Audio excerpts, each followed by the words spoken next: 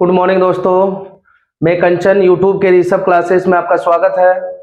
मैं आज आप लोगों के लिए कुछ एमसीक्यू क्वेश्चंस लाया हूं जो क्लास 7, 8 एवं 9 से संबंधित है। कुछ ऐसे कॉमन क्वेश्चंस है जो तीनों क्लास में पूछे जाते हैं और एग्जाम के लिए मोस्ट इंपॉर्टेंट है। तो आइए इस एमसीक्यू क्वेश्चन को हम लोग देखते हैं। ये बहुत ही अलग क्वेश्चन है ना। इस क्वेश्चन को हम लोग देखते हैं। देखिए यहाँ प्रश्न बोल रहा कि कार्तीय तल में क्षैतिज रेखा को क्या कहते हैं।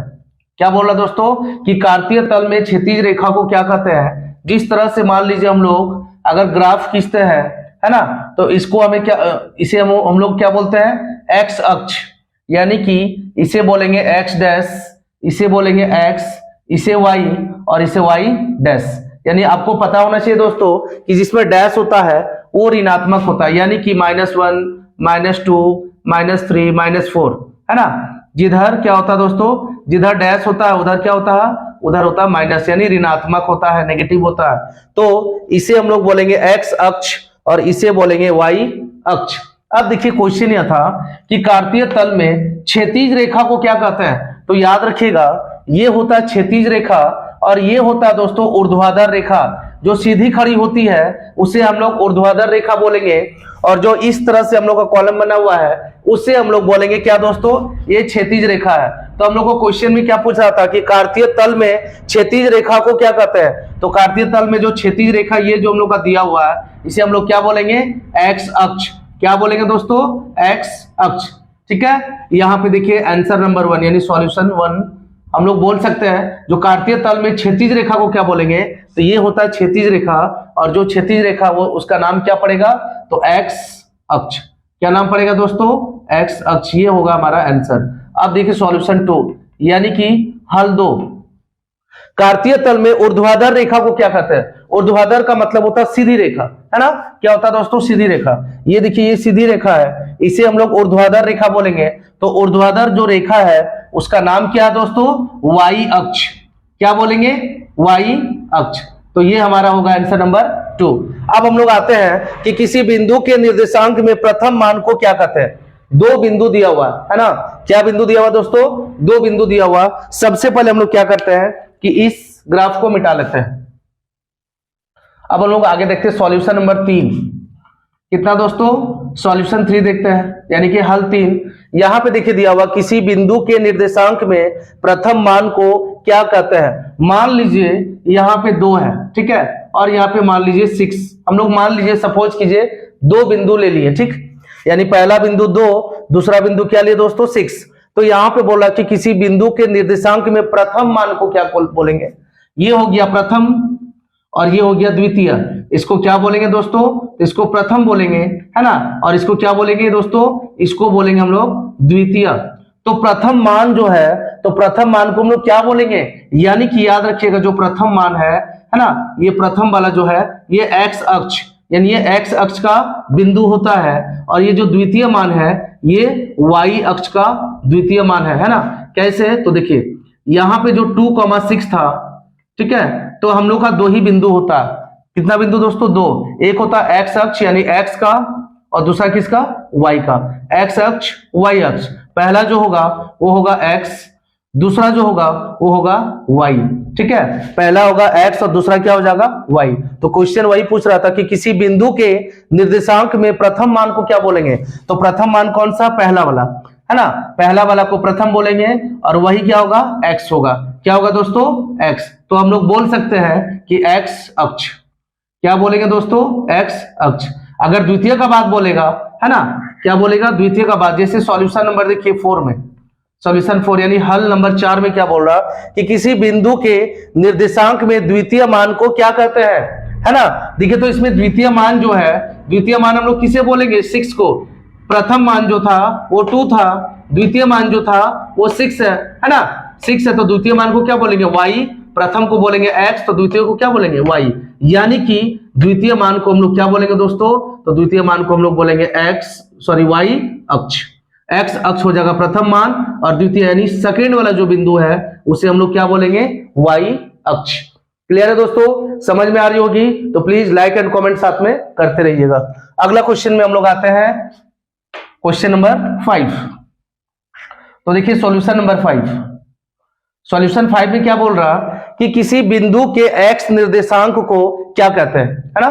देखिए कोई बिंदु ले लेते, दोबारा मान लीजिए हम लोग यहाँ पे मान लीजिए ले लिए 3 और यहाँ पे ले लिए 8, ठीक है, दो बिंदु लिए। तो आपको बता दिए कि पहला जो बिंदु होता है वो x अक्ष कहलाता, दूसरा जो बिंदु है यानी x निर्देशांक कहलाता, दूसरा जो बिंदु है वो y निर्देशांक कहलाता। पहला बिंदु को x निर्देशांक, दूसरा बिंदु को y निर्देशांक। लेकिन यहां क्या बोला क्वेश्चन, किसी बिंदु के x निर्देशांक को क्या कहते हैं। तो देखिए ये x है, x निर्देशांक का आंसर अगर पूछेगा तो 3 होगा, लेकिन इसका नाम पूछ रहा कि उसका दूसरा नाम क्या होगा। तो याद रखिएगा जो x निर्देशांक का मान पूछेगा तो उसको हम लोग बोलते भुज। क्या बोलेंगे दोस्तों, भुज बोलेंगे, ठीक। और ये जो y निर्देशांक अगर पूछेगा कहीं पे, जिस तरह से देखिए यहाँ पे क्वेश्चन नंबर 6 में पूछ रहा किसी बिंदु के y निर्देशांक को क्या कहते हैं, यानी कि फर्स्ट वाला हो जाएगा x निर्देशांक, दूसरा वाला हो जाएगा सेकेंड वाला y निर्देशांक। तो y निर्देशांक का दूसरा मान क्या है, यानी कि हम लोग सॉल्यूशन नंबर 6 में बोल सकते हैं y निर्देशांक का दूसरा मान होता कोटि। क्या बोलेंगे दोस्तों, कोटि। यानी कि x निर्देशांक का दूसरा नाम होता भुज और y निर्देशांक का दूसरा नाम क्या होता, कोटि। देखिए ये पूछ रहा था x निर्देशांक का दूसरा मान तो भुज, है ना, और y निर्देशांक का दूसरा नाम क्या पूछ रहा था, तो क्या हो जाएगा, कोटि। यानी कि x को भुज और y को क्या बोलेंगे, कोटि बोलेंगे। ओके, ये क्वेश्चन नंबर 6 तक था। अब हम लोग आते हैं क्वेश्चन नंबर 7 की ओर। सॉल्यूशन 7, देखिए यहाँ पे क्या बोल रहा कि मूल बिंदु के निर्देशांक डैश है, यानी जो मूल बिंदु होता है यानी x अक्ष और y अक्ष, ये दोनों रेखाएं जिस बिंदु पर कटती है उसे हम लोग मूल बिंदु कहते हैं। क्या बोलेंगे दोस्तों, मूल बिंदु। x अक्ष और y अक्ष जिस बिंदु पर कटती है उस बिंदु को हम लोग बोलेंगे मूल बिंदु। जैसे एग्जांपल के तौर पे देखिए यहाँ पे, है ना, ये हो गया हम लोग का y अक्ष और ये हो गया x अक्ष। जिस बिंदु पर कटा यानी जिस बिंदु पर प्रतिच्छेद किया यहाँ पे, तो क्या होगा दोस्तों, देखिए x भी कटा तो इसको हम लोग x का मान 0 बोल सकते हैं, है ना। y भी कटा तो इसका मान भी हम लोग बोल सकते हैं क्या, 0 पे। क्यों, क्योंकि 1 2 तो यहां से स्टार्ट होता है, ये माइनस, ये प्लस में जाएगा, ये माइनस में जाएगा। लेकिन इस जगह पर, जिस जगह पर कटता है उस मिलान बिंदु को क्या बोलेंगे, तो उस मिलान बिंदु का नाम होगा 0,0। क्यों, क्योंकि दोनों जो है एक ही स्थान पे कट रहा और एक ही बिंदु पे कट रहा, इसीलिए उसे मूल बिंदु बोलेंगे। और मूल बिंदु को ही हम लोग क्या नाम देंगे, 0,0। यानी कि हम लोग बोल सकते हैं मूल बिंदु का जो नाम होगा, है ना, वो होगा 0,0। मान कितना होगा दोस्तों, 0,0। चलिए ये था क्वेश्चन नंबर 7। अब हम लोग आते हैं क्वेश्चन नंबर 8 की ओर। यहां पूछ रहा कि बिंदु 0,5 किस अक्ष पर स्थित है। बहुत इजी सवाल है दोस्तों। बिंदु 0,5 जो है, क्या दोस्तों, बिंदु 0,5 किस अक्ष पर स्थित है। तो यहाँ पे देखिए हम लोग बिंदु 0,5 को पहले लिख लेंगे, लेकिन एक बात याद रखिएगा, है ना, एक बात क्या याद रखिएगा कि हम लोग जो है सबसे पहले इसको x अक्ष मानेंगे और इसको मानेंगे y अक्ष, यानी x निर्देशांक और y निर्देशांक। लेकिन जिसका मान 0 दिया हुआ रहेगा उसको हम लोग आंसर नहीं देंगे, है ना। जिसका मान कोई संख्या में रहेगा उसे ही हम लोग क्या बोलेंगे, आंसर होगा। जिसका मान कोई संख्या यानी कोई नंबर पे होना चाहिए। 0 जो है x में भी होता है, y में भी होता है, इसीलिए x निर्देशांक में नहीं लेना है, ठीक है। नंबर हम लोग का संख्या जो है 5 दिया हुआ, यानी इसे हम लोग क्या बोलेंगे, y अक्ष या तो y निर्देशांक। क्या बोलेंगे दोस्तों, y अक्ष या y निर्देशांक। तो ये हमारा आंसर होगा, यानी 0 वाला को नहीं लेना है, जो संख्याओं में नंबर में दिया रहेगा उसे हम लोग क्या बोलेंगे, आंसर। यानी कि बिंदु 0 और 5 किस अक्ष पर स्थित है, तो क्या बोलेंगे, y अक्ष पर या फिर y निर्देशांक पर। अब देखिए क्वेश्चन नंबर 9। क्वेश्चन नंबर 9 में क्या बोला था कि बिंदु -3,0 किस अक्ष पर स्थित है ना। बिंदु, दो बिंदु दिया हुआ, पहला बिंदु है -3 और दूसरा बिंदु है 0। हमने अभी ये बताया कि जो पहला होता है वो होता है x अक्ष, जो दूसरा होता है वो होता है y अक्ष, है ना। तो जिसका 0 का मान होगा उसको नहीं लेना है। किसे लेना है, जो कोई नंबर हो, चाहे वो ऋणात्मक हो, नेगेटिव हो या पॉजिटिव हो, यानी धनात्मक हो, प्लस में, उससे कोई फर्क नहीं पड़ता। 0 वाला को नहीं लेना है, बस किसे लेना दोस्तों, किसे लेना, तो x अक्ष, है ना। x अक्ष मतलब क्या, जिसपे नंबर दिया हुआ, तो नंबर किस में आ रहा है, x अक्ष में। तो इसका आंसर क्या हो जाएगा, x अक्ष।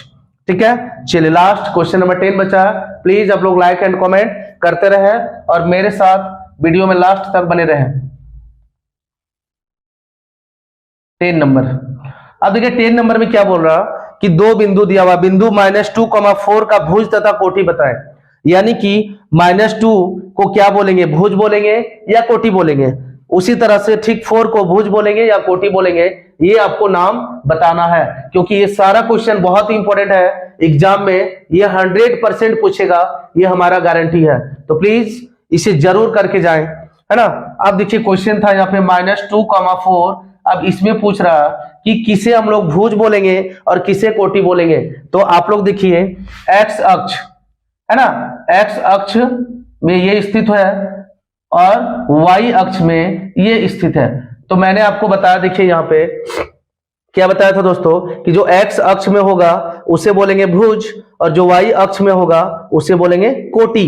यानी कि हम लोग का जो भुज होगा तो भुज हम लोग किसे बोलेंगे, एक्स अक्ष को। तो भुज का आंसर हो जाएगा -2 और कोटि का बात कर रहा है ना, यानी कोटि का जो आंसर होगा वो होगा वाई अक्ष, यानी कोटि हो जाएगा 4। तो ये रहा हमारा आंसर, यानी एक्स अक्ष वाला हो जाएगा भुज और वाई अक्ष वाला हो जाएगा कोटि। तो आज 10 MCQ सवाल था क्लास 7, 8 और 9 से संबंधित, ये जरूर करके जाएं क्योंकि आप लोग का एग्जाम बहुत ही नजदीक है ना। तो प्लीज इसको जरूर